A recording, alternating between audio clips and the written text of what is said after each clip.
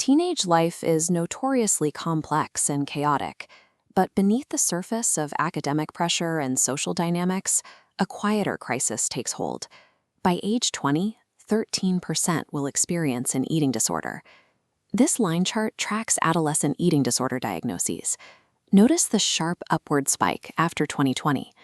Converted to a comparative bar graph, a stark reality emerges. Eating disorders carry the highest mortality rate of any mental health condition, with anorexia alone at 5 to 10%. Society frequently dismisses these behaviors as a passing phase or a simple lack of willpower. That misconception allows the danger to grow unchecked. The core mechanism of this threat relies on secrecy. Teenagers often hide their symptoms for months before parents or teachers notice, initiating a hidden clock where physical damage quietly accrues in the background. The true threat of an eating disorder is the invisible time gap before detection, which allows the disease enough time to firmly entrench itself in the body. To understand what happens during those hidden months, we have to look at the clinical reality of these disorders. This matrix outlines the primary categories defined by the DSM-5. On the left, anorexia nervosa is defined by severe restriction of energy intake, driven by an intense fear of weight gain and a distorted body image. On the right, bulimia nervosa is characterized by recurrent cycles, occurring at least weekly for 3 months, of binge eating followed by compensatory behaviors like vomiting, laxative use, or excessive exercise. Now, look at this third column for ARFID, or avoidant restrictive food intake disorder. Unlike anorexia or bulimia, ARFID is a restriction of food driven by sensory issues or a deep fear of adverse consequences like choking. It is completely disconnected from body image distortion. While clinicians see these clear categories, to an outside observer, they manifest as subtle behavioral camouflage in everyday life. At the dinner table, this might look like a teenager cutting their food into extremely tiny pieces, adopting rigid new food rituals, refusing whole food groups entirely, or consistently making a trip to the bathroom immediately after a meal. Beyond the meal itself, teenagers might wear excessively baggy clothing to hide weight loss, perform frequent body checks in mirrors, or hide stashes of food in their rooms. In some cases, a dentist is the first to identify the disease after noticing severe enamel erosion caused by frequent purging. Typical teenage moodiness or a quirky diet often serves as a deliberate camouflage designed to protect a severe medical crisis. Beneath that external camouflage, eating disorders operate as systemic medical crises at a microscopic level.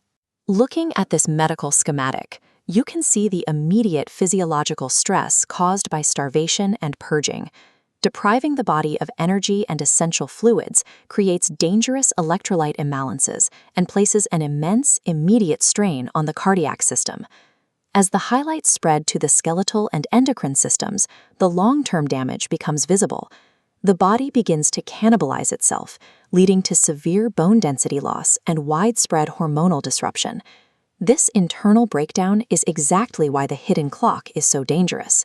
Every month a disorder goes unnoticed, these biological complications inch closer to becoming irreversible. An eating disorder is a compounding systemic physiological breakdown disguised as a psychological phase, demanding immediate medical intervention. The lethal trajectory of the illness can be rewritten the exact moment that time gap is closed and the secret is exposed. The first line of defense relies on specialized clinical screening tools, like the SCOFF questionnaire or the EDEQ, which pediatricians and schools use to identify at-risk teenagers.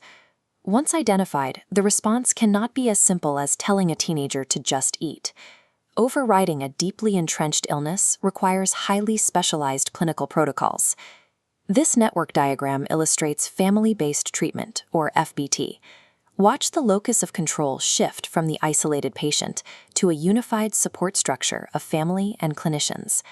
FBT is the undisputed gold standard for treating adolescent anorexia and bulimia. For older teens dealing with bulimia or binge eating, a method called CBT Enhanced is highly effective. However, both psychological treatments must be paired with rigorous, integrated medical monitoring to track physical recovery.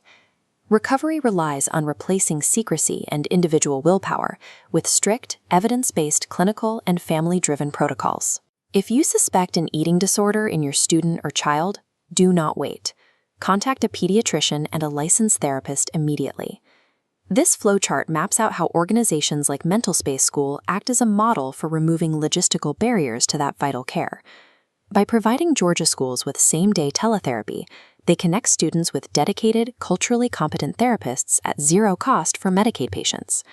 This systemic approach ensures that care is closely coordinated among adolescent medicine providers, dietitians, and FBT-trained therapists to deliver truly integrated intervention. Adolescent eating disorders are highly lethal conditions.